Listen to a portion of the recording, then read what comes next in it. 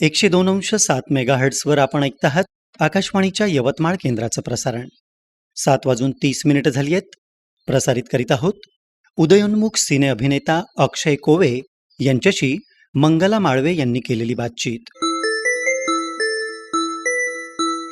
श्रोते हो, नमस्कार श्रोते हो. अभिनय हा फार जिव्हाळ्याचा विषय आपला, कारण आपण 3 तास जेव्हा रुपेरी पडद्यावर आपण खेळून जातो आणि हरवून जातो तेव्हा आपण आपलंही अस्तित्व विसरत असतो, सोबतच आपल्या विवंचनासुद्धा विसरत असतो. तो हसला आणि खलनायक झाला असं म्हटलं जातं, पण तो हसला, रडला, गायला, हे सगळं करून तो अभिनेता झाला असा सुद्धा प्रवास आपण नेहमी पाहत असतो. आणि यवतमाळ जिल्ह्यातून, यवतमाळसारख्या शहरातून एक कलाकार, नवोदित कलाकार उदयाला येत आहे हे ऐकून तुम्हाला नक्कीच आनंद होईल. आणि त्या कलावंताचं नाव आहे अक्षय कोवे. तर आज अक्षय आपल्यासोबत स्टुडिओमध्ये आहे आणि तो बोलणार आहे त्याच्या अभिनयाच्या कारकिर्दीविषयी, प्रवासाविषयी. अक्षय, तुझं स्वागत आहे कार्यक्रमामध्ये. Thank you ma'am, thank you. अक्षय, अभिनय हा मुळातच माणसाच्या अंगात, स्वभावात असतो असं म्हटलं जातं. कधी कधी आपण पाहतो की लहान मुलंसुद्धा खूप चांगली नक्कल करतात किंवा गाऊन दाखवतात. काहीतरी चुणूक त्यांच्यामध्ये असते, काहीतरी आवड त्यांच्यामध्ये असते. तर ही अभिनयाची आवड तुला कशी काय निर्माण झाली?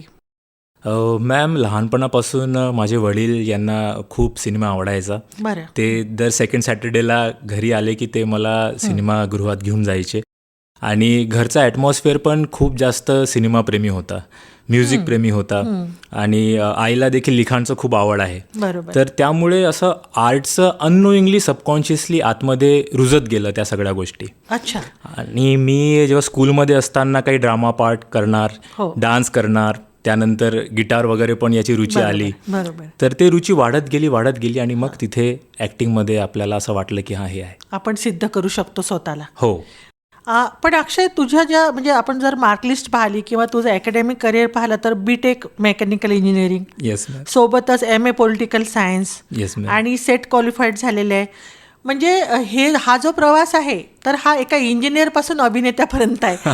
दोन मला वाटते थोड्या वेगळ्या टोकाच्या गोष्टी आहेत. येस. अक्षय, आता मला हे सांग, कोणत्या कोणत्या टप्प्याने तू आपल्या डिग्रीज पूर्ण केल्या, कुठे कुठे तू अभिनयाचं कौशल्य संपादन केलं? सुरुवातीपासून जर सांगू तर मी स्कूलिंग इथून श्री सत्यसाई इंग्लिश मिडियम स्कूलमधनं केली. त्यानंतर फ्री मेथोडिस्ट इंग्लिश हायस्कूल.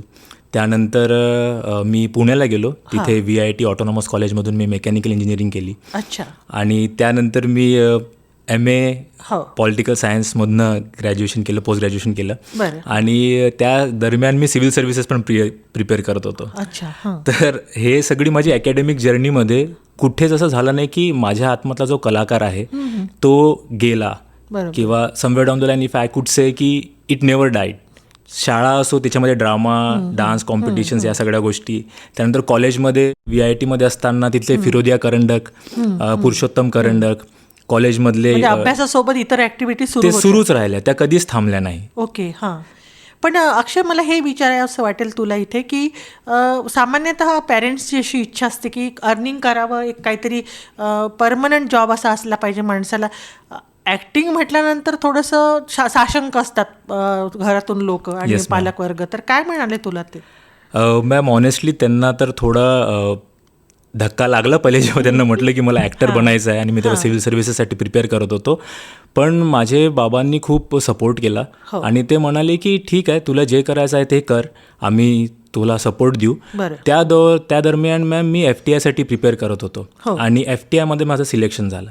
जेव्हा तिथे सिलेक्शन झालं, दे वे रिलॅक्स्ड, कारण की तिथनं ॲज यू नो मोठे मोठे स्टॅलवर्ड, शत्रुघ्न सिन्हा, जय बच्चन, खूप सारे, संजय लीला भंसालीपासून सगळे लोक, आज आपण जे बघतो राजकुमार राव, जयदीप अलाहाबाद वगैरे, सगळे लोक तिकडनं आले आहे. तर त्यामध्ये एक फॉर्मल ट्रेनिंग घेणं, त्याच्यामध्ये आपला मग ते हॉबी नाही राहत, मग ते आपण करिअरकडे तिकडे चाललो आहे अर्थात. तर त्यामुळे माझे घरचे मग खूप सेक्युअर्ड झाले आणि त्यांचा सपोर्ट ॲक्च्युली खूप जास्त आहे यामध्ये. ओके. त्यांनी खूप लहानपणापासूनच सपोर्ट केला. त्यांनी कधीच कोणती ॲक्टिव्हिटी करताना हे नाही म्हटलं की हे कशासाठी करतोय आपण. आणि मी अभ्यासात चांगला होतो तो I didn't give any excuse कि मैं ये नहीं कर सकता या ये तुम्हें नहीं करना चाहिए, क्योंकि ठीक है आपका पढ़ाई अच्छे चल रहा है तो ठीक है, पेरेंट्स आर हैप्पी कि आप जब तक अच्छे ग्रेड्स लेकर आ रहे हो तो इट्स फाइन. बरोबर आहे. पण ही थोडीशी वाट वेगळी होती. Yes, आणि ma'am. वेगळी वाट बनवायची म्हणजे ती बनवावी लागते. Yes. वाटेमधले अडसर दूर करावे लागतात, काटेरी झुडपं कापावी लागतात. म्हणजे मेहनतीचं काम आहे थोडक्यात असं म्हणायचं आहे मला. नक्कीच. परंतु FTIला ॲडमिशन मिळणं, मी जसं म्हटलं, बिग अचिव्हमेंट आहे. Yes ma'am. हे एक स्वप्न असतं कलाकारांचं की आपण तिथे जावं आणि हे शिकावं. काय वाटलं पहिल्यांदा पाऊल टाकताना त्या संस्थेमध्ये? मॅम ॲक्च्युली असं वाटलं की हे आपल्यासाठी आहे का, हे खरंच स्वप्न आहे हो. की हे आपण याच्यामध्ये असं म्हणू की एक मोठं विश्व आहे आणि पण दुसऱ्या विश्वामध्येच पाय टाकून राहिलो. बरोबर. तर इनफॅक्ट मी जेव्हा मॅम खूप सुंदर एक इन्सिडेंट आहे. एका बाजूला माझं UPSCचं प्रिपरेशन चालू होतं आणि एका बाजूला FTIचं.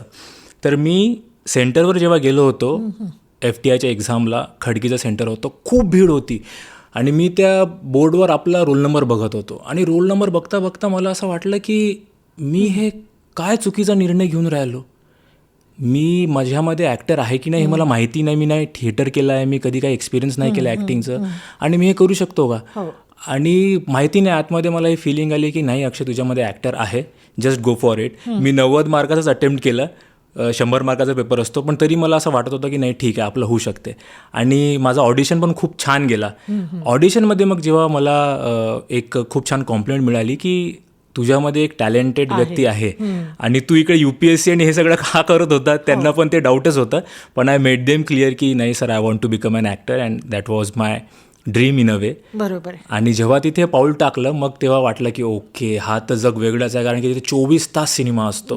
प्रभात स्टुडिओ, तिथे सगळे शांतारामपासून तर इतके मोठे मोठे आपण बघितले त्या गोष्टी होतात. आणि एक मॅम सगळ्यात चांगली गोष्ट ही होती की तिथे डिसिप्लिन होतं पूर्ण. सकाळी 7 वाजतापासून तर रात्री 6-7 वाजेपर्यंत तुमचं एक कॅरिक्युलमच तसं डिझाईन केलं गेलं आहे की तुम्ही सिनेमाशिवाय दुसरं काहीच बघू नाही शकत, विचारच नाही करू शकत. तर त्यामुळे ते खूप मला बेनिफिशियल पण झालं. आणि as you say it's like a dream. I still feel that it's a dream because it's a dream for many to go in that institute. In fact माझ्या बॅचमध्ये आणि माझ्या नंतरच्या बॅचमध्ये पण महाराष्ट्रातून फक्त एकमेव मीच होतो ॲक्टरमध्ये.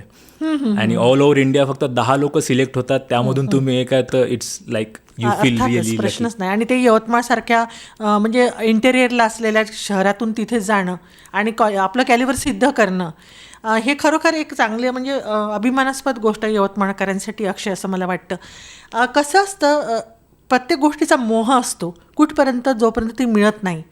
आणि मिळाल्यानंतर मग तो मोह संपतो.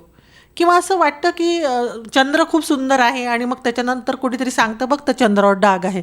मग आपल्याला वाटतं नाही नाही, हे तर आपण काहीतरी वेगळंच स्वप्न पाहत होतो. असं कधी मध्ये मध्ये पथभ्रष्ट झाल्यासारखं वाटायचं का थोडं?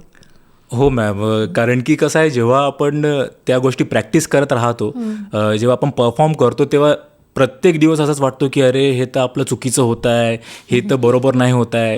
जसं एका गायकाला असं वाटतं की माझे सूर बरोबर लागत नाही आहे, तसं एक ॲक्टरला नेहमी हे वाटत राहतं की यार मी इमोशनली किंवा मी जे पात्र मला करायचं आहे ते बरोबर का नाही पोचत आहे.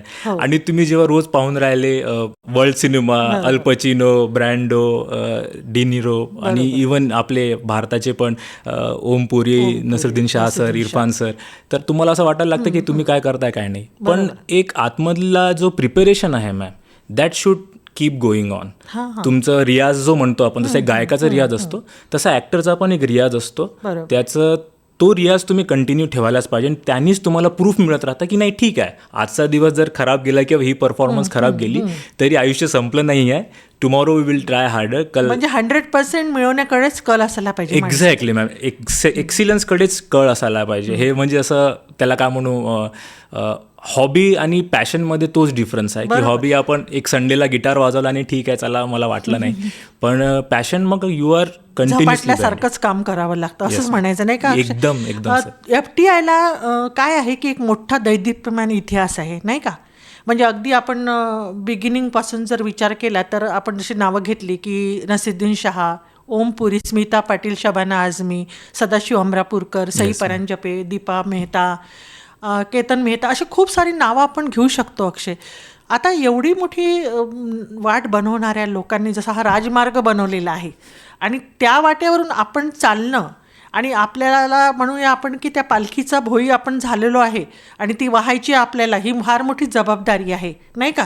तर ही आपण पार पाडू शकतो की नाही आणि त्यासाठी किती मेहनत करावी लागते असं अक्षय वाटतं तुला? मॅम, मेहनतीचं तर काम आहेच. अनडाऊटेडली सगळ्या प्रोफेशनसारखं हा पण एक प्रोफेशन आहे ज्याच्यामध्ये तुम्हाला hard work is very essential, discipline is very essential. पण यामध्ये एक मला वाटते महत्त्वाची भूमिका पण हे आहे की you must know who you are, your individuality. तुम्ही कोण आहात, तुम्ही कुठून आले आहात, आणि त्या गोष्टी जसं तुम्हाला त्याची जाणीव होत राहते तुमचे रस्ते ऑटोमॅटिकली तसे बनत जातात. आणि ॲज यू सेड मॅम, इतके मोठे नाव घेतले तुम्ही, इतकी सगळ्यांची नावं घेतली. If you see their choices, त्यांचे चॉईसेस खूप सुंदर राहिले आहेत. बरोबर. तर मला हे पण वाटतं की जितकं जास्त डेस्टिनीचा रोल असतो तितका तुमच्या चॉईसेसचा पण रोल असतो. की तुम्ही कसे रोज एक कशी चॉईस घेताय किंवा कोणतं काम तुम्हाला करण्याची इच्छा आहे, कोणते पिक्चर तुम्ही पाहता, काय ऐकता, काय वाचता, हे सगळे चॉईसेस आहेत मॅम. फक्त फरक एवढा आहे की आपल्याला एक्सपोजर नसतं किंवा फक्त आपल्याला माहिती नसतं की हा वाट कसा बनवायचा आहे.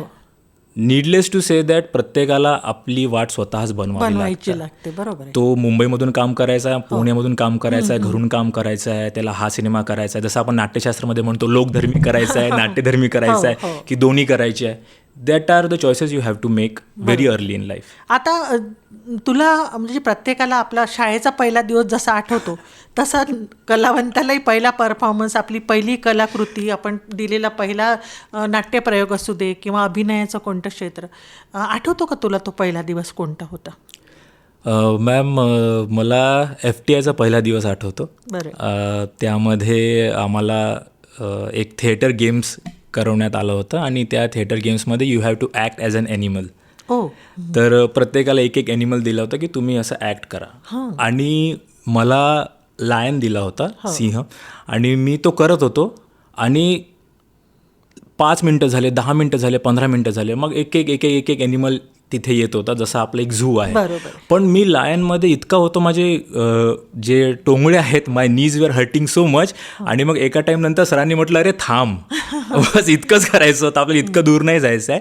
पण मला ते कळालं की ओके, म्हणजे करू शकतो हे. म्हणजे हे खूप असं आतापर्यंत कधी केले नाही, आपल्याला माहिती नाही एक्सरसाइजेस काय असतात. माझं फक्त फोकस आहे की 100% झालं पाहिजे. आणि ते खूप विलक्षण होतं. मी जेव्हा संपला क्लास आणि मला वाटलं okay, I am into acting now, okay, this is something I have to do daily. म्हणजे तिथेच पावती मिळाली आपल्याला नाही का. आणि नाटकाचं तर असं आहे की तुम्हाला नंतर पावती मिळत नाही. स्टेज परफॉर्मन्स जेव्हा तुम्ही करता तुम्ही किती पाण्यात आहात हे तुम्हाला प्रेक्षकांच्या चेहऱ्यावरून आणि त्यांच्या प्रतिक्रियावरूनच तिथे कळून जातं नाही का. नाही मॅम, याच्यामध्ये एक असा छान इन्सिडन्स आहे. त्याच दरम्यान कसं झालं की 2 सेमिस्टर नंतर एक ॲनिमल इन्स्टिंक्ट म्हणून एक एक्सरसाइज होती. असे बरेचसे एक्सरसाइजेस राहायचे FTIचे. आणि ॲनिमल इन्स्टिंक्ट हे फक्त लोकांना फॅसिनेशनसाठी असं वाटतं की अच्छा ओके हे काय आहे. तर त्यामध्ये एक कोणतं पण ॲनिमल तुम्ही चूज करता, निवडता, आणि त्याचे काही बेसिक ट्रेट्स किंवा त्याचे बिहेवियरचे काही पार्ट तुम्ही त्या पात्रामध्ये टाकता. मी ते स्नेक एक केलं होतं. आमचे HOD आहेत सिद्धार्थ शास्त्र म्हणून, त्यांच्या अंडरमध्ये. तर ते इतकं सुंदर झालं होतं. आणि मला तेव्हा जे झालं आणि सरांनी जेव्हा म्हटलं अक्षय छान केलं हे, तर मला एक पावती मिळाली की ओके, मी हे करू शकतो. इतकं डिफिकल्ट टास्क पण मी करू शकतो. आणि त्यानंतर मॅम मी एप नावाचा ॲनिमल पण केला. आणि मग मुंबईमध्ये आल्यानंतर चालत्या ट्रेनमध्ये मी एप ॲनिमल केला आहे. तर तो पण व्हिडिओ यूट्यूबवर. एक गोष्ट तू मेन्शन केली आहे बोलताना अक्षय, की तुम्हाला एखादी भूमिका करायची असली किंवा एखाद्या प्राण्याची भूमिका करायची, त्याचे बारकावे तुम्हाला ओळखावे लागतात किंवा त्याच्यात किंबहुना शिरावं लागतं. म्हणजे भूमिकेच्या बाबतीत बोलायचं झालं तर परकाया प्रवेश करावा लागतो. राईट. की हे पात्र तुम्ही कोणतं वठवणार आहे, तो स्लम एरियातून आलेला आहे का, तो कोणत्या वातावरणातून आलेला आहे, त्याच्या मनावर कोणते आघात झालेले आहे किंवा त्यांनी कोणती परिस्थिती फेस केलेली आहे. आता तू लायनचं जे सांगितलं आहे की तुला एक सिंह करायचा होता, तर सिंह हा म्हणतात की सकाळी उंच डोंगरावर जातो आणि सूर्याकडे पाहून सूर्यकिरण पितो. म्हणजे तो मान असा उंचावून बघतो नाही का. तर ह्या सगळे बारकावे टिपून घ्यावे लागतात. एक चांगला ॲक्टर व्हायसाठी कोणते गुण आवश्यक आहे असं तुला वाटतं? मॅम, ऑब्झर्वेशन तर खूप बेसिक आहे. म्हणजे तुम्हाला डोळे उघडून सगळं बघायला पाहिजे. तुमचे जे सेन्सेस आहेत त्यांच्यावर तुमचा कंट्रोल पाहिजे. तुम्ही काय बघून राहिले, काय ऐकून राहिले, त्याला सिलेक्टिव्ह हिअरिंग आपण म्हणतो. इमोशनॅलिटीवर तुमचं ऑब्झर्वेशन पाहिजे की तुम्ही आता हे फील करून राहिले, काय फील करून राहिले, कशामुळे हे फील करून राहिले, स्वतःमध्ये नाही तर पूर्ण समाजामध्ये पण. तर मला असं वाटतं की कलाकार म्हणून एक जागरूक व्यक्ती पण दिसतो खूप, कारण की तो सगळं फक्त जगत नसतो तर बघत पण असतो. मला वाटते सगळ्यात मेन इम्पॉर्टंट गोष्ट मॅम ॲक्टरसाठी हेच आहे की त्याला इमोशनॅलिटी ना, त्याला त्याची जाणीव असली पाहिजे. सायकोलॉजिकल बिहेवियर जे म्हणू आपण, सायकोलॉजीबद्दल त्याचं खूप गहन म्हणजे डीप रिसर्च नॉलेज असायला पाहिजे. त्याचं रिलेशनशिप्सबद्दल पण खूप नॉलेज असायला पाहिजे. आजकाल लोक खूप एकटे राहतात, पण मित्र, आई, आपली बहीण, त्यानंतर सगळं परिवार, इवन स्ट्रेंजर, सगळं एक कल्चर असतो. कसा काय तुम्ही कोणाला कसं बघतात, म्हणजे आपल्या आईला फक्त आई म्हणून नाही तर स्त्री म्हणून कसं बघता तुम्ही, एक व्यक्ती म्हणून कसं बघता तुम्ही, बाबांना पण ॲज अ फ्रेंड म्हणून बघता. असं सगळ्या गोष्टींचं एक रॅशनल ऑब्जेक्टिव्ह ऑब्झर्वेशन असं असायला पाहिजे. बरोबर आहे, अगदी बरोबर बोललास, कारण त्याशिवाय आपण त्या भूमिकेला न्याय देऊ शकत नाही, नाही का? नक्कीच नक्कीच. भूमिका म्हटल्यानंतर दोन गोष्टी येतात, एक संवाद आणि अभिनय. म्हणजे तुमचं स्क्रिप्ट तुम्हाला पाठ असायला पाहिजे, बरोबर आहे. राईट. जर तुम्ही स्क्रिप्टमध्ये चुका करत असाल आणि अभिनयावर लक्ष केंद्रित असाल तरी ते समीकरण बिघडेल. Exactly ma'am. किंवा अभिनय तुम्ही करत असाल आणि तुमची स्क्रिप्ट जर बिघडली, तुम्हाला प्रॉम्प्टिंग करावी लागत आहे, तरी तुम्ही त्याच्यात घुसू शकत नाही, नाही का? त्याचप्रमाणे जसं प्रत्येक व्यक्तीची एखादी काहीतरी वैशिष्ट्यपूर्ण गोष्ट असते. तुम्ही पाहिलं असेल की अमिताभ जेव्हा स्क्रीनवर असतात तर खूपदा फोकस त्यांच्या डोळ्यावर केला जातो, नाही का? Right right. मेल आपण म्हणूया की अभिनेत्यांमध्ये अमिताभ बच्चन आणि अभिनेत्रींमध्ये स्मिता पाटील, या कॅमेरामॅननी त्यांचे डोळेच खूपदा दाखवलेले आहे स्क्रीनवर, कारण त्यांना माहीत होतं की हे डोळ्यातून बोलतात, बरोबर आहे. नक्कीच मॅम. तर तुम्हाला काय वाटलं स्वतःमध्ये, काय आपण रसिकांपर्यंत पोहोचवायला पाहिजे, वैशिष्ट्यपूर्ण काय होतं? Ma'am, you just said something which is very deep to me, because Amitabh Bachchan is my personal favourite too. आणि जसं तुम्ही म्हटलं इंटेन्सिटी, तर मॅम मी पण माझ्या ॲक्टिंगच्या जर्नीमध्ये हे खूप छान ऑब्झर्व केलं की जे लाईन्स आहेत ते फक्त शब्द आहे, त्याच्या आतमध्ये काय आहे, तो काय व्यक्ती फील करत आहे, तो भाव कोणता आहे, आणि तो कसा विचार करून राहिला, काय विचार करून राहिला, हे जर तुम्हाला न बोलता सांगता येत आहे, बरोबर, तर ही एक जर्नी आहे. आणि मला ही जर्नी इतकी आवडली आहे आणि मी तेच रसिकापर्यंत पोचवण्याचा खूप प्रयत्न करतो. क्योंकि जो बात कह दी है या जो बात इजीली कही जा सकती उसमें मुझे बहुत मज़ा नहीं आता. जो बात हम नहीं कह सकते हैं, क्या हम वो बात कह सकते हैं या फिर खामोशी में बता सकते हैं, जे आपण म्हणू आपल्या याच्यामध्ये सब टेक्स्ट, तो आपण पोहोचवता येतो. जसं तुम्ही अमिताभ बच्चनचं नाव घेतलं की तो जर उभा आहे फ्रेममध्ये आणि तो बसलेला आहे, तर तो काय विचार करता हे तुम्हाला कळून जातं. इव्हन नसरुद्दीन शाह, ओमपुरी, स्मिता पाटील मॅम यांच्या भूमिकेमध्ये सगळ्यात छान गोष्ट मला हीच आवडली आहे आणि मला ते करायला पण खूप आवडतं की तुम्ही न बोलता ते सांगू शकता का. बरोबर, जे तुम्हाला सांगायचं आहे ते न बोलता तुम्ही कसे पोहोचवता, नाही का? अर्थातच. आणि मला असं वाटतं अक्षय, आक्रोश चित्रपट तुम्ही पाहिला असेल आणि आक्रोशचा जो क्लायमॅक्स पाहिलेला आहे तुम्ही, ओमपुरी यांच्या चेहऱ्यावर कॅमेरा हा स्टील होतो आणि तोच अंत आहे चित्रपटाचा की त्याचं जे रुदन आहे त्याला आवाज नसतो, पण तो जे रुदन करतो तर त्याला ते फक्त चेहऱ्यातून त्यांना ते दाखवायचं होतं. तर ही आहे कलावंताची कसोटी. बरं, आता अक्षय मला हे सांगा की तुम्ही हे जे चालत होता, तुझा प्रवास चालू होता, तर या प्रवासामध्ये मग कोणते कोणते यशाच्या शिखरं गाठत गेले तुम्ही, म्हणजे काय काय अचीव्ह होत गेलं? मॅम, सुरुवातीला तर मुंबईला जसं आलो मी तसं नुकताच कोरोना हा काळ म्हणजे ट्रान्सेंड होत होता, हळूहळू तो जात होता. त्यामध्ये थोडा मला वेळ लागला, कारण की ऑडिशन पण एक खूप मोठा एक if I would say it's a job, तो पण एक खूप वेगळ्या पद्धतीचा टॅलेंट आणि क्राफ्ट आहे त्यामध्ये.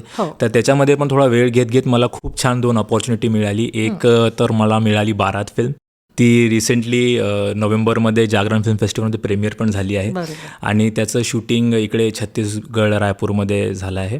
रायपूरच्या जवळ एक पाटण गाव आहे, तर तिथे मी एक भूमिका केली होती आणि ती त्यामध्ये मला खूप काही शिकायला मिळालं. एक फिल्म जर्नी पूर्ण 15-20 दिवसाची आणि एक पूर्ण कॅरेक्टर आर्क तो कसा असतो. म्हणजे हा कॅरेक्टर कम्प्लिटली अपोजिट आहे माझ्यापेक्षा. अनुज प्ले केला आहे मी.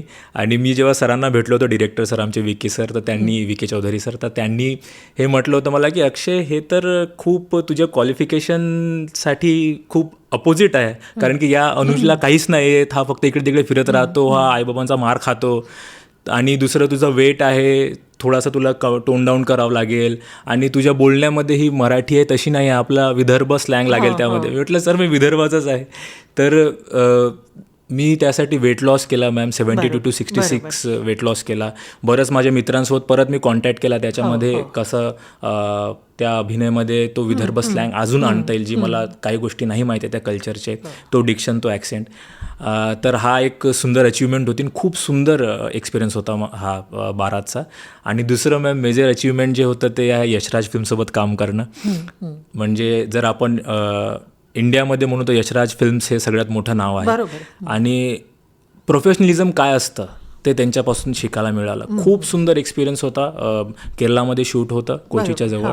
आणि प्रत्येक गोष्टींची केअर त्यांनी घेतली की तुम्ही टाईमवर पोचले, तुमची फ्लाईट पोचली नाही पोचली, तुम्ही राहत कुठे आहे, तुमचं काम कुठे कसं आहे, मेकअपसाठी एक वेगळा व्यक्ती, सगळं एकदम प्रिसाईज झालं पाहिजे. इवन डिरेक्टरशी पण ब्रीफिंग की हे असंच आहे. आणि एकदम रिलॅक्स्ड आणि फ्री वातावरणामध्ये ते शूट झालं. तर हे खूप छान एक अचिव्हमेंट होती. आणि एक जसं मी सांगितलं मॅम, एक म्युझिक व्हिडिओमध्ये मी अल्बम करते, त्याच्यामध्ये मी तो ॲनिमल इन्स्टिंक्ट केला होता. परत तर चालत्या गाडीमध्ये ते करणं, ट्रेनमध्ये, तर ते खूप सुंदर, तो पण एक माझ्यासाठी मी अचिव्हमेंट म्हणेन ॲज अन ॲक्टर. कारण की त्यामध्ये आम्ही दुसऱ्या दिवशी शूट करणार होतो ॲक्च्युली. मला डिरेक्टर म्हणाला की अक्षय आपण आता शूट करू शकतो का. मी म्हटलं ठीक आहे, आता इथेच आपलं प्रिपरेशन कामी येतो, मला फक्त 5 सेकंड दे म्हटलं. आणि ते तिथे शूट केलं. तर या पण गोष्टी मी अचिव्हमेंट म्हणून मानतो. आणि सगळ्यात मोठं अचिव्हमेंट असं म्हणता येईल माझ्या तर्फे की आता मी पुढच्या महिन्यात FTIसाठी वर्कशॉप घेऊन राहिलो नाट्यशास्त्रवर. 7 दिवसाचा वर्कशॉप आहे. तर contributing in a way ma'am from where you have come from, जहाँ से मैंने सब कुछ सीखा है, वहाँ पे मैं कुछ अपना एक दाना अगर मैं दे पाऊँ और स्टूडेंट्स को एम्पावर कर पाऊँ, तो ये भी मेरे लिए एक अचीवमेंट से कम नहीं है. आता तुला हे सगळे युवा वर्ग जो आहे की एक मॉडेल म्हणून बघत आहे की आपण करिअर म्हणून अभिनय निवडू शकतो. नक्कीच. आता जर विचार केला तर नोकऱ्यांमध्ये थोडेसे संधी कमी झाल्यामुळे आपण करिअर म्हणून अभिनयाकडे वळताना विचार करतील की अर्निंग किती होत आहे, नाही का. राईट. युवा वर्गाचा तो विचार राहील. खूपदा आपण पाहिलं आहे की FTIचे विद्यार्थी आणि आर्ट फिल्ममध्ये काम करणारे कलावंतसुद्धा कमर्शियल चित्रपटांकडे वळलेले आहेत आणि त्यांनी स्वतःला सिद्ध पण केलेलं आहे. तर युवा वर्गांना आता तुम्ही सांगितलं की तुम्ही अभिनयाचे सुद्धा वर्कशॉप घेण्याचा विचार आहे तुमचा यवतमाळ जिल्ह्यामध्ये सुद्धा. Right ma'am. तर काय सांगता त्या युवा पिढीला, काय सांगाल की तुम्ही कशा पद्धतीनं हे एक अर्निंग सोर्स म्हणून सुद्धा विचार करू शकतो. नक्कीच मॅम. अभिनेता म्हणून असं नाही आहे की फक्त तुम्ही फिल्ममध्येच काम करता. अभिनय हा एक फक्त सिनेमासाठीच तिथपर्यंतच मर्यादित नाही आहे. तुम्ही शिकू शकता जे तुम्ही शिकले आहात. त्याच्यानंतर डबिंग हा एक खूप मोठा व्यवसाय आहे. खूप जास्त, म्हणजे तुम्ही आता बघितलं असेल बाहुबलीमध्ये जे डबिंग आहे ते किती फेमस झाली. नेपथ्य जो प्रकार आहे, जो प्रकार आहे. त्यानंतर आता तर कंटेंट क्रिएशन पण सुरू झालं आहे इंस्टाग्रामवर. पण त्यामध्ये फक्त कॉमेडी म्हणूनच आहे ते. पण तुम्ही काही छान ॲनालिसिस करू शकता, तुम्ही आपल्या ॲक्टिंगचे इन्साईट्स देऊ शकता, त्या माध्यमातून पण तुम्ही अर्निंग करू शकता. आणि तो चॅलेंज तुम्हाला स्वीकारावाच लागेल. जसं एका डॉक्टरला स्वीकारावं लागतं, जसं एका लॉयरला बिलकुल ते स्वीकारावंच लागेल. आणि इनफॅक्ट मी म्हणेल त्याच्यापासून पळवाट करून नाही चालणार. त्या स्ट्रगलला एक्सेप्ट केलं ना मॅम, तर ते आणखी इझी जातं. बरोबर. कि तुम्हाला ठीक है, ये स्ट्रगल है, तो what I can do to earn my bread and butter. आप क्या क्या चीज़ें कर सकते हो जिससे आपका सर्वाइवल भी चलता रहे और साथ ही साथ आपका जो मेन फोकस है वो कभी ना जाए. तर हे मला वाटतं मॅम सगळेच करतात, right from big names to small names. म्हणजे अस्थिर स्थावर अशी सरकारी नोकरी आणि अभिनयाचं क्षेत्र म्हणजे कंपॅरिझन जर केलं तर काही हरकत नाही ना मुलांनी निवडायला. नक्कीच मॅम, अजिबात हरकत नाही आहे. म्हणजे आता तर मला वाटते ही जनरेशननं खूप जास्त एक्सप्लोरेटिव्ह आहे. कारण की त्यांना असं वाटते की अजून काय काय करता येईल. त्यांना जे आमच्या आईबाबांच्या जनरेशनला लाईक मी पण एक्सप्लोरच केलं, तर या जनरेशनला पण ते वाटतं की ठीक आहे, मी या सगळ्या गोष्टी तर मी बघितल्या आहे ना, मी अजून काय बघू शकतो. तर ते असं विचार नाही करत की हे वाईट आहे की हे चांगलं आहे. Let me explore. आणि मला वाटते सुरुवात सगळी एक्सप्लोरेशन पासूनच होते की मला एकदा करून पाहू दे. आणि एकदा करून पाहिलं आणि तुम्हाला आवडलं तर आज आवड, जसं आपण बोललो, आवडला आपण पॅशनमध्ये कन्वर्ट करायचं, right, with the right direction of course, with right awareness. जसं आपण इंजिनिअरिंग कॉलेजमध्ये ॲडमिशन घेताना मग आपण सगळं इन्फॉर्मेशन घेतो, इकडे कॅम्पस प्लेसमेंट आहे का, इथे हे आहे का, तिथे आहे का, कसं फ्युचर आहे, काय आहे. तसंच आपण याला पण तसं बघून थोडं अवेअरनेसनी आपण नक्कीच याला करिअर चॉईस घेऊ शकतो. आणि खूप मजा येईल. त्यांना असं वाटेल की हे जग काय आहे आणि हे जग तर म्हणजे नवनवीन काहीतरी आहे. आणि यू विल ॲज अ कलाकार तर तुम्हाला प्रत्येक दिवस तर असं बहरलेलाच वाटतो ma'am, what a gift of life. इतरही काही गोष्टी आवश्यक असतात का व्यक्तिमत्वामध्ये? जसं आपण म्हणू की प्रत्येकाला नायकच होता येईल अशी काही संधी मिळणार नाही. ओके. काही काही खलनायकांनी सुद्धा मैलाचे दगड निर्माण केलेले आहे. म्हणजे शोले चित्रपट आठवला तर आपल्याला गब्बर सिंगच आठवतात, नाही का? नक्कीच. नंतर सदाशिव अमरापूरकर सुद्धा आठवतात, निळू फुले सुद्धा आठवतात, नाही का? तर आवाजाशी रिलेटेड सुद्धा काही लोक आहे की जे आपला आवाज, तुम्ही जसं डबिंगचा उल्लेख केला, आवाज सुद्धा वापरू शकतात. आणि काही मिमिक्री आर्टिस्ट आहे, काय सांगाल त्यांना आपण? इथे काही लिमिटेशनच नाही आहे. मला असं वाटतं की तुम्ही जर स्वतःला लिमिट केलं तर ते तुम्हीच लिमिट केलं की मला फक्त हिरोज बनायचं आहे, मला फक्त निगेटिव्ह रोलच करायचा आहे किंवा मला फक्त डबिंगच करायचं आहे. हे लिमिटेशन स्वतः व्यक्ती आपल्या माइंडमध्ये क्रिएट करतो. बरोबर. तसं बघितलं तर अभिनयामध्ये सगळेच गुण आले. तुम्हाला कोणता गुण निवडून त्याच्यामध्ये काय करायचं आहे. आणि आता तर पहिल्यासारखं राहिलं पण नाही आहे की आता जसं धुरंधरमध्ये अक्षय खन्नाने निगेटिव्ह पात्र केलं पण ते किती फेमस झालं. असं तर किती काळांपासून तुम्ही छोटे छोटे रोल बघता. इव्हन अमिताभ बच्चननी आनंदमध्ये केलेलं आहे, नसरुद्दीन शाह सरांनी मंडीमध्ये केलं आहे ते काम, ते किती सुंदर आहे. आणि मला तर उत्सवमध्ये सुद्धा शशी कपूर शकट म्हणून आठवतात, नाही का? Right. Right ma'am. Yes yes. ते अविस्मरणीय आहे. अभिनय आहे, तुम्ही कुठे पण आपलं काम म्हणून की नाही हे काम मला करायचं आहे, मला हे आवडतं, हे करतं, ते अविस्मरणीय होणारच आहे. अक्षय, तुझ्यामध्ये अजून एक गुण आहे की तू गिटार सुद्धा खूप सुंदर प्ले करतो असं आम्हाला कळलं आहे. एखादा परफॉर्मन्स इथे द्याल का तुम्ही? ठीक आहे मॅम, इट्स फाईन.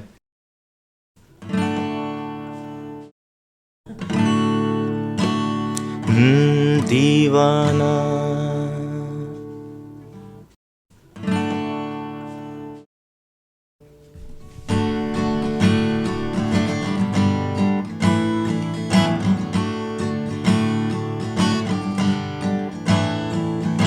दीवाना, मैं हूँ दीवाना तेरा दीवाना, मैं हूँ दीवाना तेरा मौसम है मस्ताना, उस पे दिल दीवाना, दीवाना तेरा तुझे ही बुलाए, ये मर्जी तेरी, तू आए ना आए, दीवाना तेरा तुझे ही बुलाए, ये मर्जी तेरी, तू आए ना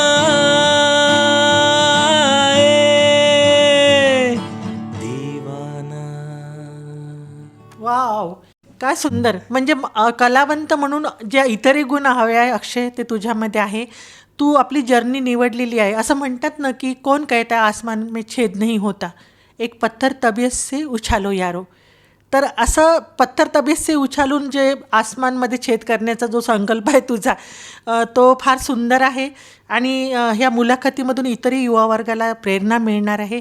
आम्ही तुझ्या येणाऱ्या प्रवासासाठी शुभेच्छा देतो आणि तू आपले अनुभव आमच्यासोबत शेअर केले. मी आकाशवाणीच्या वतीनं आभार मानते. नमस्कार. Thank you ma'am, thank you so much. आणि खरंच मी खूप प्रिव्हिलेज्ड आणि ऑनर्ड फील करतो आहे, कारण की ऑल इंडिया रेडिओ आकाशवाणीमध्ये इतके मोठे मोठे लोक आले आहेत. आणि to just say and share a sentence ma'am, तुमचे मुलाखती आणि हा रेडिओ खूप मोठा रोल प्ले करतो. आम्ही 10वीमध्ये जॉमेट्री आणि अल्जेब्रा सॉल्व करताना आम्ही रेडिओ ऐकायचो, आणि माझे सर्व मित्र आम्ही कोरोनामध्ये वगैरे पण खूप रेडिओ ऐकला आहे. तर Akashvani has been a part of our leaves, and it has played various roles from education, entertainment to healing.